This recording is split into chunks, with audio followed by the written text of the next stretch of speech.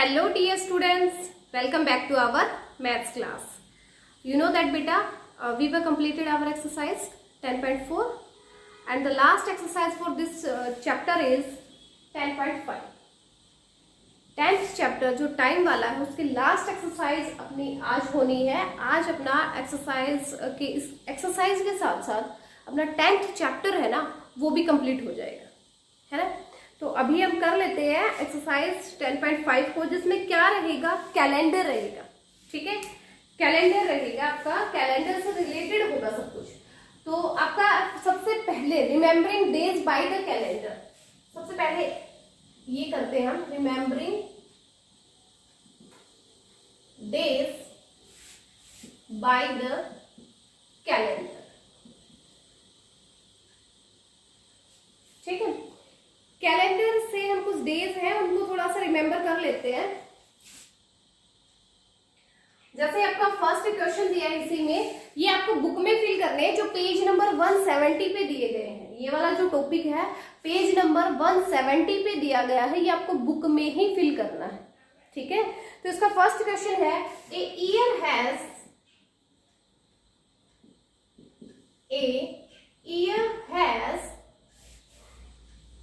How many days. एक year में कितने डेज होते हैं, तो आपको पता है 1 ईयर में 365 डेज होते हैं. तो यहाँ आपको फिल करना है 365. सेकंड क्वेश्चन है, in a leap year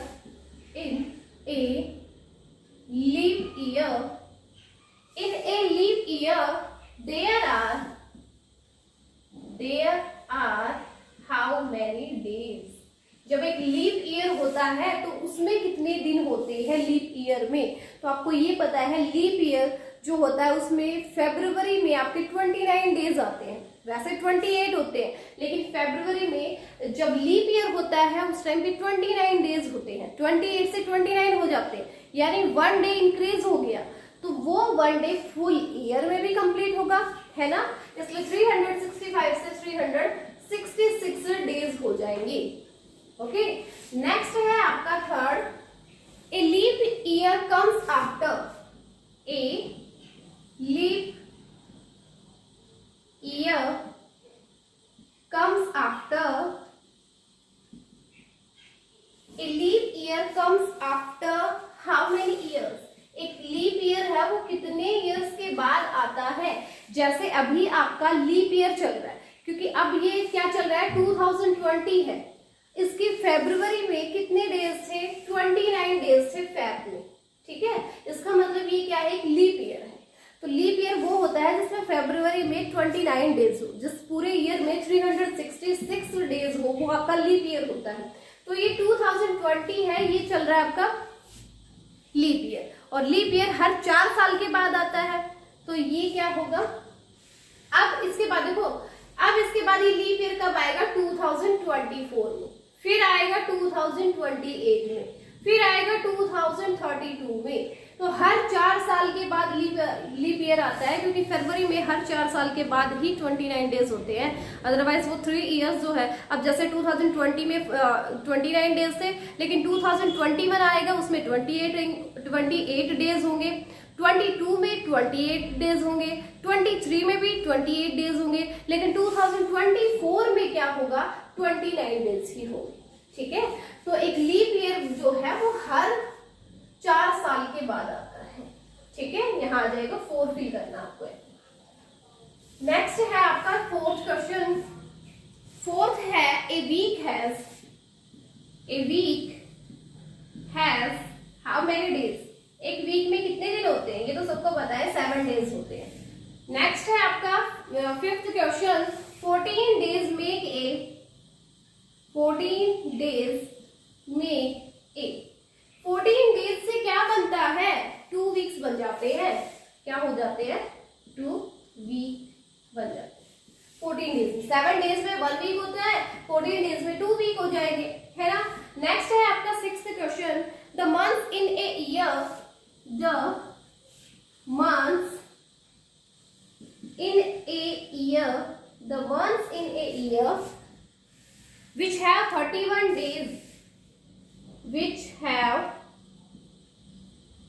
31 days are. वो कौन सा मंथ है, वो कौन सा, उस ईयर के वो मंथ लिखने हैं हमें जिसमें क्या हो 31 डेज हो। वो कौन कौन से मंथ है जिसमें 31 डेज होते हैं?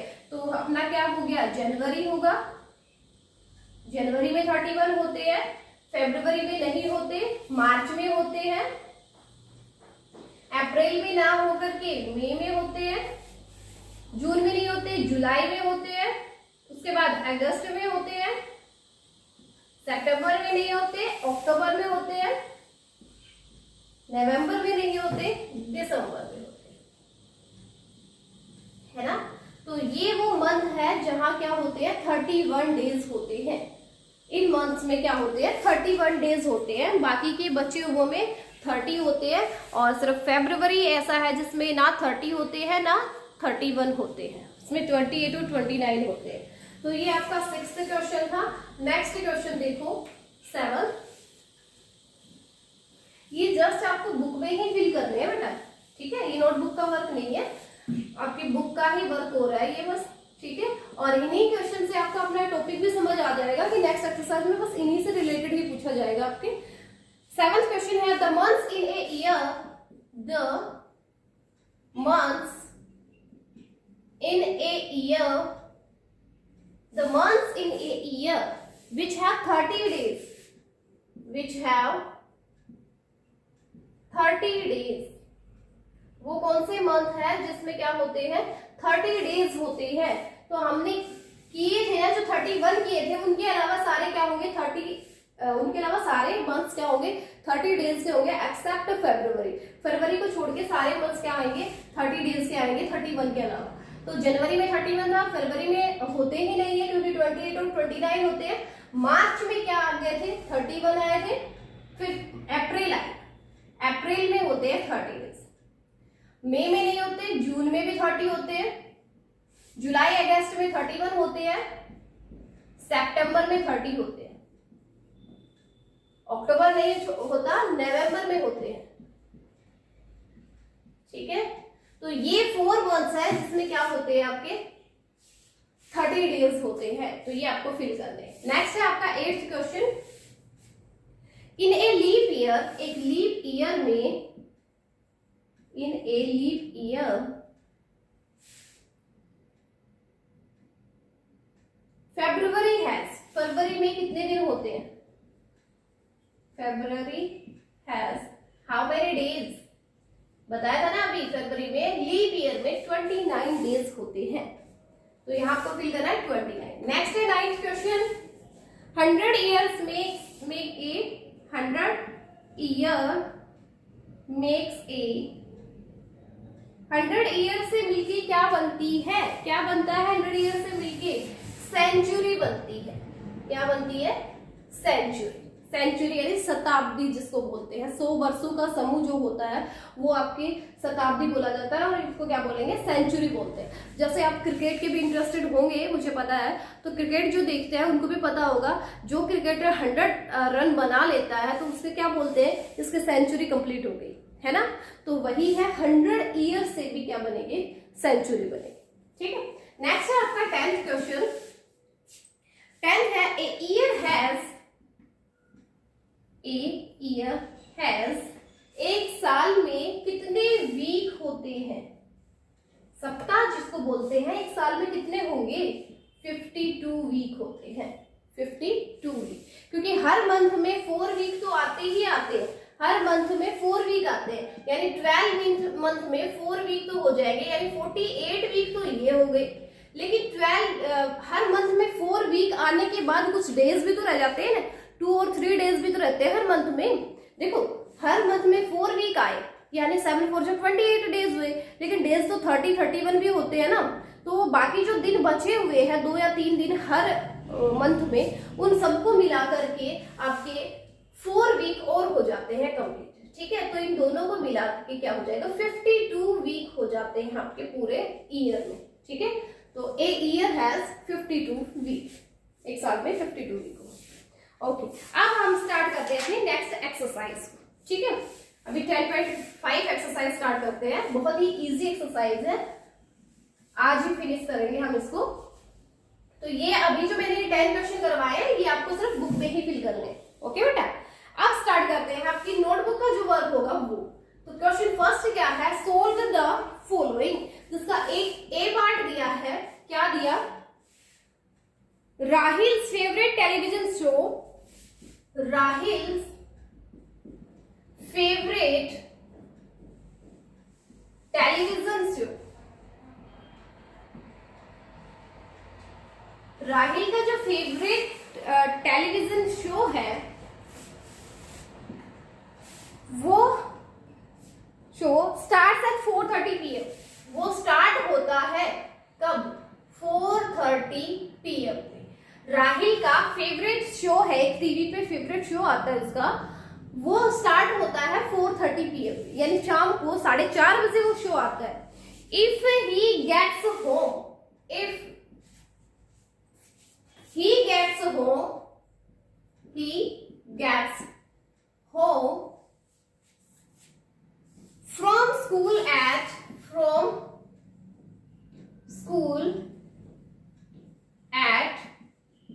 3 PM, अगर वो स्कूल से वापस 3 बजे आता है, how long does he have, how long does he have until the show starts, until the show starts, तो शो को स्टार्ट होने में कितना टाइम और रह जाता है, शो को स्टार्ट होने में कितना टाइम और रह जाएगा। देखो स्टेटमेंट देखो दोबारा से, राहिल का फेवरेट टीवी शो है वो ना 4:30 बजे आता है शाम को, लेकिन राहिल क्या है, वो स्कूल से 3 बजे आता है, ठीक है, 3 बजे स्कूल से आएगा और 4:30 बजे उसका शो होता है, तो उसको अपने शो को स्टार्ट होने में आने के बाद कितना टाइम और रहेगा उस स्टार्ट होने में, ठीक है, ये हमें बताना है। तो देखो जब वो 3 बजे आता है, 3 बजे आ जाता है और शो का टाइम क्या है 4:30, ठीक है, इन दोनों के बीच में कितना टाइम और रहेगा। अब आपको पता है 3 बजे से 4 बजे तक तो 1 घंटा तो ये हो जाएगा, 3 से 4 तक 1 आवर हो जाएंगे, 4 से हमें ले रहा है 4:30, यानी कि 30 मिनट्स और रह जाएंगी। तो अब टोटल टाइम कितना रह गया, इसका मतलब 3 से 4:30 में कितने घंटे हो गए, 1 आवर हो गया और 30 मिनट्स, यानी उसको टाइम कितना लगेगा 1 आवर 30 मिनट्स और लगेगा स्कूल से आने के बाद उसके टीवी शो को स्टार्ट होने में 1 आवर 30 मिनट्स और लगेंगे, ठीक है। बस ये आपका आंसर हो गया, ठीक है, इजी था ना। 3 से 4:30 के बीच में हमें बस ड्यूरेशन बताने थी कि कितना टाइम और रह गया है स्टार्ट होने में, बस वो हमने बता दिया, ठीक है। नेक्स्ट क्वेश्चन देखो आपका, ये था फर्स्ट क्वेश्चन का फर्स्ट पार्ट। सेकंड पार्ट देखो, सेकंड पार्ट, सेकंड है Neha applied for admission on Tuesday. Neha ने अप्लाई किया है ट्यूसडे को, किसके लिए, एडमिशन के लिए, ट्यूसडे जुलाई 4 जुलाई को नेहा ने एडमिशन के लिए अप्लाई किया, ठीक है। ये बी वाला करवा रही हूँ, स्टेटमेंट नहीं लिखवा रही, वैसे बता दूंगी आपको। Neha applied for admission on Tuesday July 4 जुलाई को नेहा ने एडमिशन के लिए अपना क्या किया, अप्लाई किया है, ठीक है, किसी भी कॉलेज में, कहीं भी अप्लाई, स्कूल में, कॉलेज में अप्लाई किया उसने 4 जुलाई को, ठीक है। सी गॉट एडमिशन ए फोर्टनाइट लेटर, फोर्टनाइट, उसको एडमिशन कब मिला, फोर्टनाइट लेटर। फोर्टनाइट का मतलब होता है बेटा एक नए मून से फुल मून का बनना, यानी देखो जैसे अमावस से पूर्णिमा के बीच का जो टाइम होगा ना वो होता है फोर्टनाइट का, ठीक है। अमावस से पूर्णिमा के बीच का जो टाइम होगा उसको हम फोर्टनाइट बोलते हैं, यानी एक नया मून जब बनता है, देखो अमावस के बाद नया मून बनेगा ना, नया मून स्टार्ट होता है, नए मून से फुल मून तक के बीच का जो टाइम होगा वो होता है बेटा आपका फोर्टनाइट, वाला टाइम, ठीक है, उसको फोर्टनाइट बोलते हैं। नए मून से फुल मून का बनना, यानी कि अमावस के बाद और पूर्णिमा से पहले का टाइम, उनके बीच का जो टाइम होता है वो होता है आपका फोर्टनाइट, ठीक है। तो इसका क्या हुआ, नेहा ने एडमिशन के लिए अप्लाई किया था 4 जुलाई को, लेकिन उसको क्या हुआ, उसका एडमिशन मिला उसको फोर्टनाइट लेटर, यानी कि नए मून से फुल मून के बीच में कितने डेज का टाइम हो जाता है, 14 डेज हो जाते हैं, ठीक है। हाँ, आपको पता है अमावस के बाद क्या आता है, 15 दिन के बाद पूर्णिमा होती है, पूर्णिमा के 15 दिन के बाद क्या होता है, अमावस आती है ना। तो इसका मतलब ये है कि उनके बीच में कितना टाइम हो गया, 14 डेज का टाइम हुआ ना, उसको छोड़ के हम क्या लगाएंगे, 14 डेज हो गए। तो 14 डेज के बाद उनको क्या मिला, एडमिशन मिला। तो हमें ये बताना है on which date did she get the admission, किस डेट को उसको एडमिशन मिला वो हमें बताना है। देखो 4 जुलाई को उसने अप्लाई किया, उसके ठीक 14 दिन के बाद उसको एडमिशन मिला। तो 4 जुलाई में 14 डेज को जब आप ऐड करोगे तो क्या आएगा, 4 में हमें 14 को ऐड करना यानी 18, इसका मतलब 18 जुलाई को उसको एडमिशन मिला है।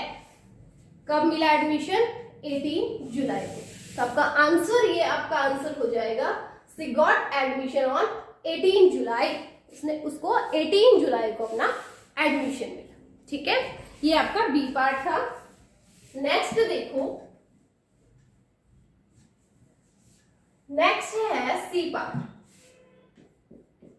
सी है, फर्स्ट का सी है, राशि exercises for 1.5 hours every day. राशि जो है, राशि एवरी डे क्या करती है, एक्सरसाइज करती है, एक्सरसाइज करती है। और टाइम कितना, कितने टाइम करती है, 1.5 आवर यानी 1 घंटा और 30 मिनट वो क्या करती है, एक्सरसाइज करती है। 1.5 आवर्स एवरी डे, डेली, हर दिन वो 1 घंटा और 30 मिनट अपनी एक्सरसाइज करती है। How many minutes in total does she exercise in 7 days. तो आपको ये बताना है कि 7 दिन में कितनी मिनट वो एक्सरसाइज कर लेंगी, टोटल मिनट्स हमें बतानी है। अब आपको ये पता है कि 1 दिन में वो एक्सरसाइज कितनी करती है,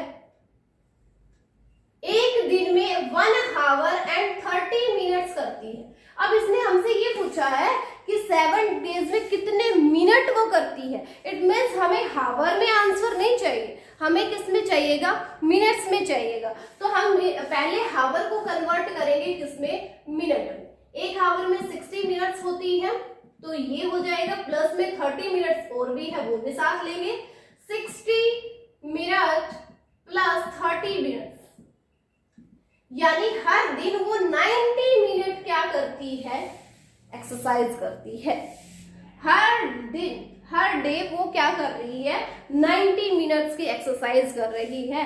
तो इसने ये पूछा है कि 7 डेज में वो कितनी एक्सरसाइज कर लेगी, 7 डेज में कितनी मिनट एक्सरसाइज कर लेगी। 1 दिन में 90 मिनट्स करती है, 2 दिन में उससे डबल हो जाएगा यानी उसकी 2 से मल्टीप्लाई हो जाएगी। 3 डेज पूछा होता तो 3 से मल्टीप्लाई कर देते, लेकिन इसने क्या पूछा है, 7 डेज पूछा है, तो 90 की मल्टीप्लाई कर देंगे 7 से।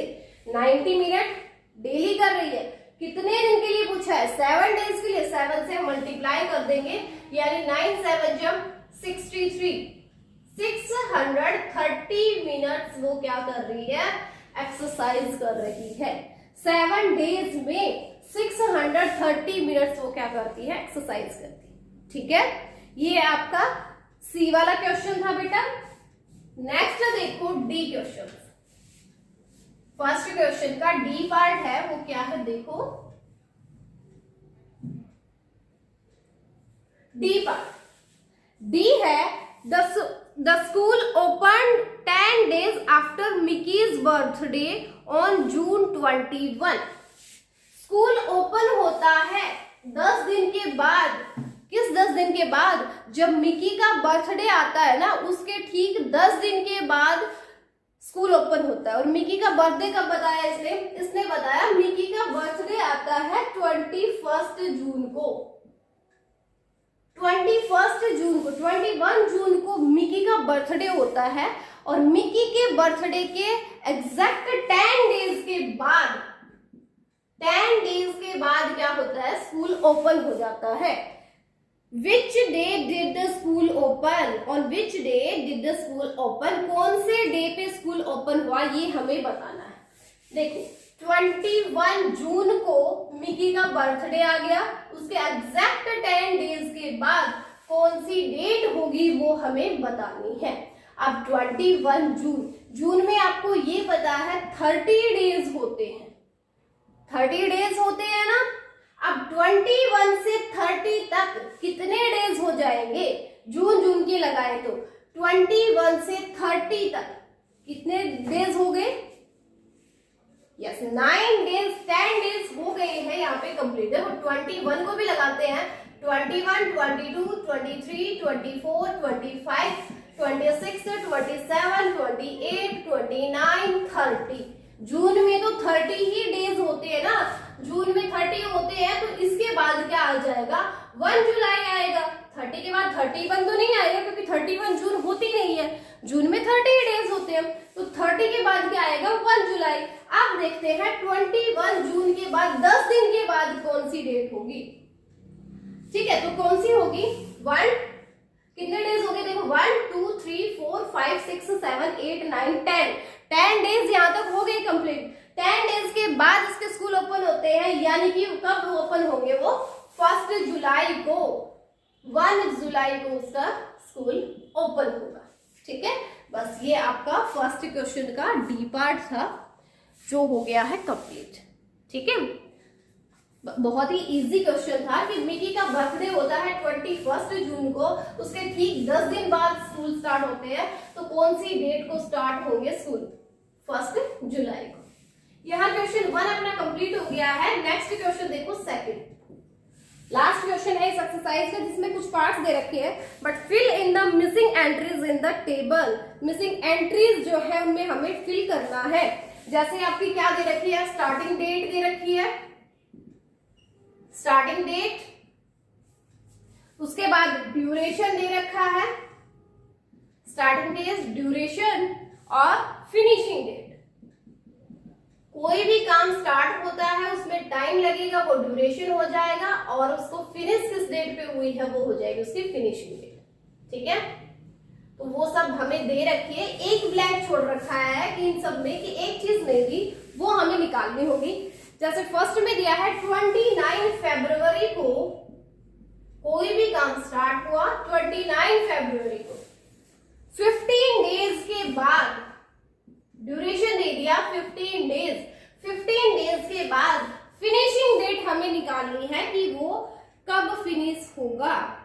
स्टार्टिंग डेज क्या है 29, ड्यूरेशन क्या है 15 डेज के बाद कौन सी डेट आ जाएगी हमें ये बताना है। देखो 29 को स्टार्ट हुआ है और 15 डेज जब होंगे, ठीक है, इसके 15 डेज तो कैसे हो जाएगा 29 के बाद क्या आएगा, मार्च आएगा, 1 मार्च, 2nd, 3rd, 4th ऐसे चलते जाएंगे, क्या आएगा 14 मार्च भी आएगा। तो इन सबको मिला करके आपके 15 डेज कंप्लीट हो जाएंगे।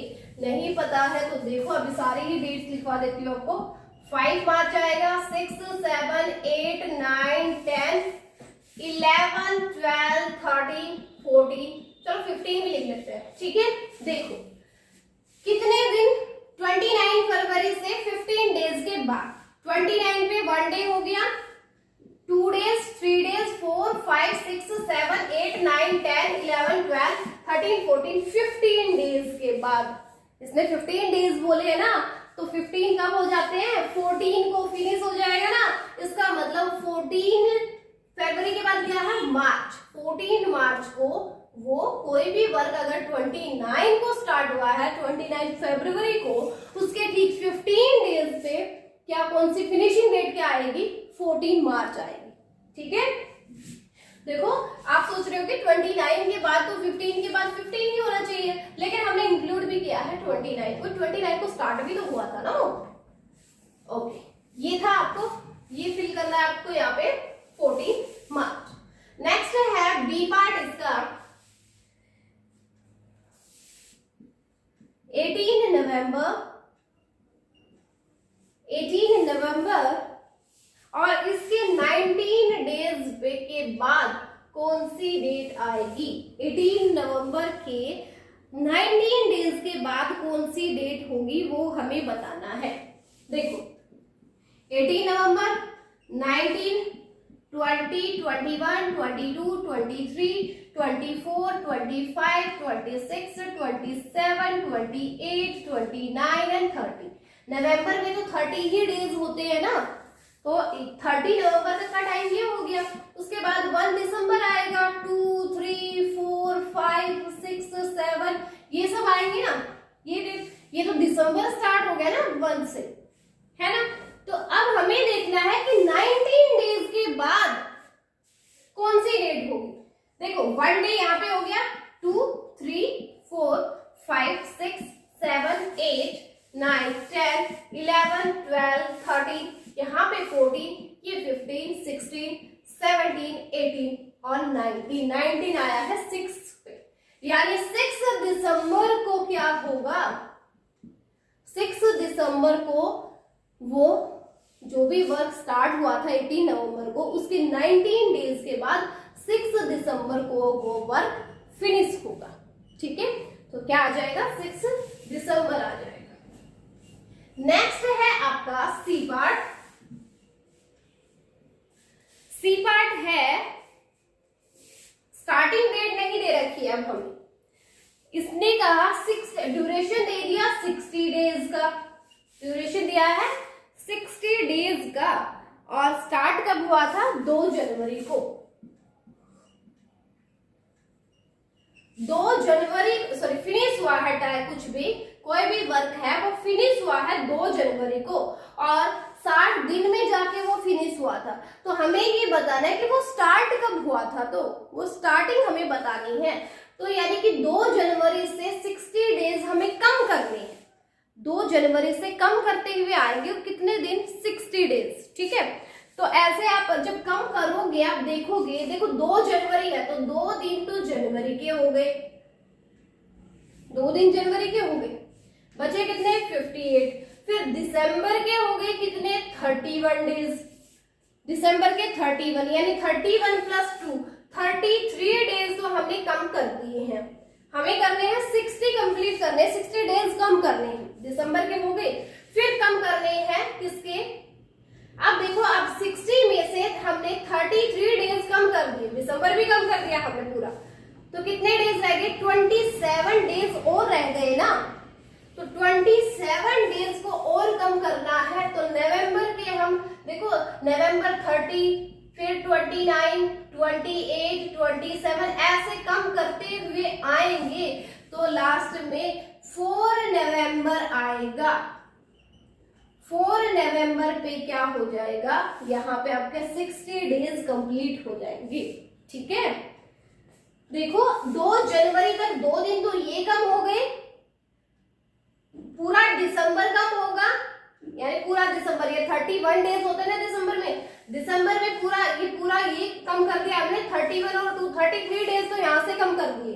अब क्या कितना बचा? नवंबर के कितने दिन? 27 डेज और कम करने हैं। तो लास्ट से जब हम 27 डेज और कम करेंगे तो क्या हो जाएगा?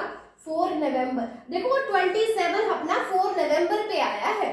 ठीक है, तो हमें क्या लेना है? 4 नवंबर ही लेना है। तो यहाँ पे आपकी स्टार्टिंग डेट जो होगी वो होगी 4 नवंबर। यानी 2 जनवरी को कोई भी काम फिनिश हुआ था और वो स्टार्ट कब हुआ था? 60 दिन पहले हुआ था वो स्टार्ट। तो 2 जनवरी से 60 दिन पहले का टाइम हमें निकालना है। तो इसका मतलब इसमें से 60 दिन हमें घटाने पड़ेंगे, है ना, माइनस करने पड़ेंगे। तो जब हमने 60 डेज को इसमें से माइनस किया तो कौन सी डेट आई? 4 नवंबर। ठीक है, तो ये आपका सी पार्ट था। नेक्स्ट है आपका डी पार्ट। डी वाला पार्ट है, इसमें भी स्टार्टिंग डेट नहीं दे रखी है। 35 डेज का टाइम है, ड्यूरेशन दे दिया 35 डेज, और फिनिश हुआ है वो काम 5 जून को। 5 जून को वो काम फिनिश हुआ है, तो हमें इसकी स्टार्टिंग डेट हमें बतानी है कि वो स्टार्ट कब हुआ था। ठीक है, अब देखो हमें 5 जून से 35 डेज कम करने हैं, पीछे चलना है। 5 जून के 5 डेज तो यही हो गए ना, 5 जून तक का निकालना है, तो जून के तो 5 डेज हो गए, 5 डेज कम कर दे, यानी बचे कितने 30 डेज। 30 डेज और कम करने हैं हमें। ठीक है, 30 डेज और कम करते हुए आएंगे। जून के से पहले कौन सा मंथ होगा, इसका मतलब मई का मंथ होगा, है ना। और मई के मंथ में 31 डेज होते हैं, 31 डेज होते हैं ना। तो 31 से फिर आगे हम 30 पे, फिर आएंगे 29, 28, 27, 26, ऐसे कम करते जाएंगे। तो हमें करने हैं 30 डेज कम, यानी सिर्फ एक ही दिन कम नहीं करना। तो हम एक को छोड़ के यानी 2 मई को वो काम क्या हो गया, स्टार्ट होगा। कब स्टार्ट होगा, 2 मई को। ठीक है, 5 जून को कोई भी काम फिनिश हुआ है और उसके वो कितने टाइम लगा, उसमें 35 डेज लगे। तो वो स्टार्ट कब हुआ था वो हमें बताना था। तो 5 जून से इसका मतलब वो 2 मई को स्टार्ट हुआ है। 35 डेज कम कर देंगे इसमें से। ठीक है, ये आपका डी पार्ट था। अब बचता है लास्ट पार्ट, वो है बेटा आपके लिए। ठीक है, लास्ट पार्ट आप खुद करोगे। तो आपकी यहाँ पे एक्सरसाइज 10.5 है वो कंप्लीट हो गई है। और इस एक्सरसाइज को अपनी फेयर नोटबुक में करना, और इसी के साथ अपना 10th चैप्टर है वो भी कंप्लीट हो गया। तो स्टार्टिंग में 10 क्वेश्चन जो मैंने करवाए थे, जो पेज नंबर 170 पे थे, वो जस्ट आपको बुक में फिल करने हैं, और ये वाली कंप्लीट एक्सरसाइज आपको अपनी उसमें फेयर नोटबुक में करनी है। ठीक है, इसके बाद अपना नेक्स्ट क्लास जब होगी उसमें हम करवाएंगे अपना नेक्स्ट चैप्टर 11th वाला। ठीक है, आज के लिए इतना ही बहुत है। अब इन क्वेश्चंस में किसी का भी डाउट हो या ना हो, लाइव क्लास जो होगी ना उसमें सबको आना है, फिर से करवा देंगे इन क्वेश्चंस को। ओके।